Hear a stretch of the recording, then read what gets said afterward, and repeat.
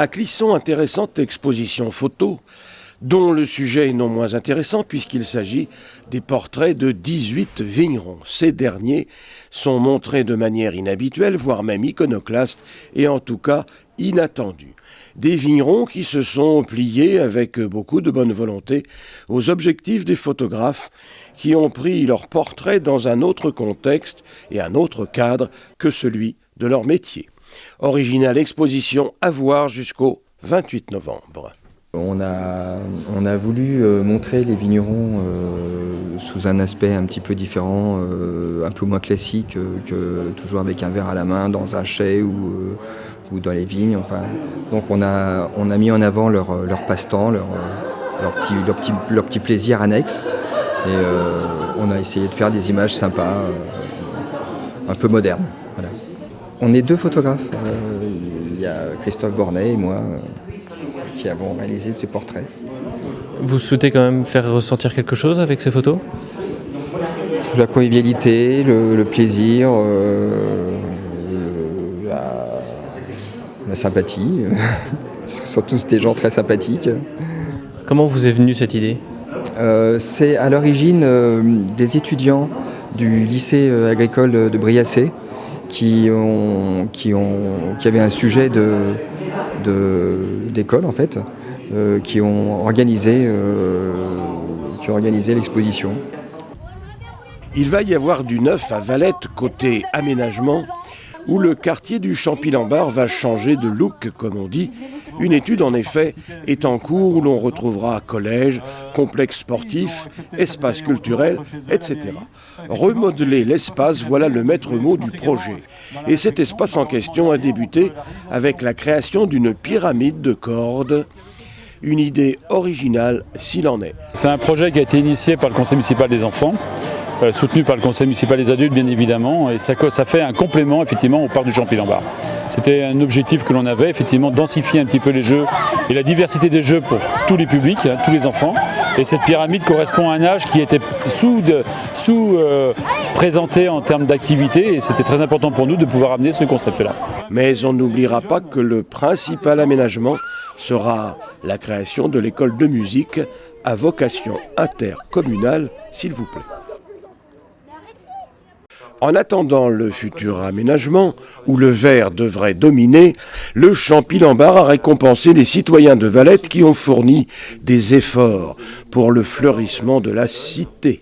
Alors le concours consiste à récompenser des gens qui font preuve donc, de bien-être, on va dire, pour la commune, d'image aussi, parce que c'est vrai que l'image de Valette, grâce à ces gens-là, ça donne une bonne image, et puis ça permet aussi à des gens de venir habiter dans le vignoble et aussi à Valette, et ça dynamise notre commune. Alors les particuliers, si vous voulez, ils font ça chez eux, dans leur jardin personnel. Donc ça permet d'embellir la ville, si vous voulez. Quand on passe dans des rues, c'est fleuri chez eux, donc les gens se promènent et voient un petit peu que la ville est quand même dynamique. Et le fleurissement, c'est un atout quand même fort pour une commune. Et alors donc au niveau de la commune, donc on a 2 fleurs. Et donc l'année prochaine, pour 2016, donc on va concourir à la 3e fleur. Donc il y a un concours au niveau du département, donc ils vont venir faire une visite sur notre commune pour nous donner, ou peut-être pas, ça dépendra donc le jury du département, pour avoir cette 3e fleur. Pour tous ceux qui l'ont dit avec des fleurs, le Champy-Lambart sera reconnaissant. Et pour rester agreste, une bourse aux plantes vertes s'est aussi tenue en cet endroit. Le public aurait pu se rappeler les vers de Cyrano, soit satisfait des fleurs, des fruits et même des feuilles, si c'est dans ton jardin à toi que tu les cueilles. Donc le but c'est que les gens se rencontrent et puissent échanger autour des plantes. Donc ici on a essentiellement des plantes vivaces, donc des plantes qui sont pérennes et qui vont pouvoir rester en place tout au long de l'année dans le jardin. Et on explique aux gens un petit peu les différents coloris qu'il peut y avoir au niveau de ces plantes-là et essayer d'avoir un fleurissement tout au long de l'année dans leur jardin sans avoir à renouveler leur massif. Voilà. Pourquoi une bourse aux plantes ?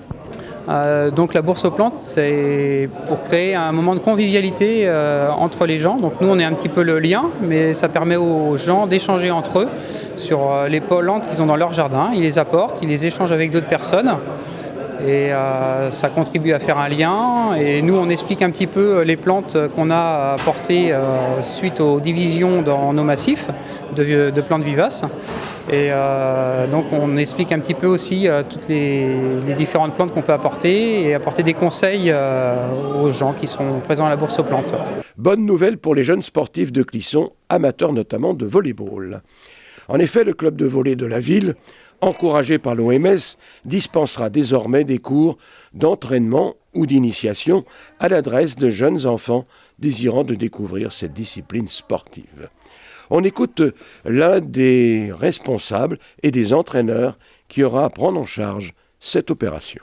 Alors pour l'instant, donc on a 10 jeunes qui se sont inscrits avec donc la moitié de personnes, d'enfants qui viennent des années CM1, CM2 et puis l'autre moitié qui vient 6e et 5e. Avec pour l'instant, donc c'est un début d'activité, les jeunes peuvent s'inscrire tout au long de l'année. Donc on est en partenariat avec l'ASD qui va donner des informations auprès des jeunes qui font du multisport avec eux, qui va organiser pendant les vacances de la Toussaint un stage dédié au volley pour que les enfants qui rencontrent le volley puissent venir après pratiquer dans le club. Et puis l'animation sportive départementale va essayer de faire découvrir le volley dans une école primaire pour, comme c'est un sport qu'ils ne connaissent pas forcément, à travers des animations autour du volley, essayer de renforcer le nombre d'enfants. Enfin, le conseil communautaire de la vallée de Clisson en a délibéré. La zone de toute joie va prendre de l'ampleur. En effet, un nouveau bâtiment va sortir de terre rapidement. Sa superficie avoisinera les 3000 m² tout de même, qui prolongera les 4 cellules déjà existantes sur cette zone artisanale sise sur la commune de Gétigné. Les travaux devraient commencer dès ces jours-ci. Comme disait Bonaparte, vive l'ampleur.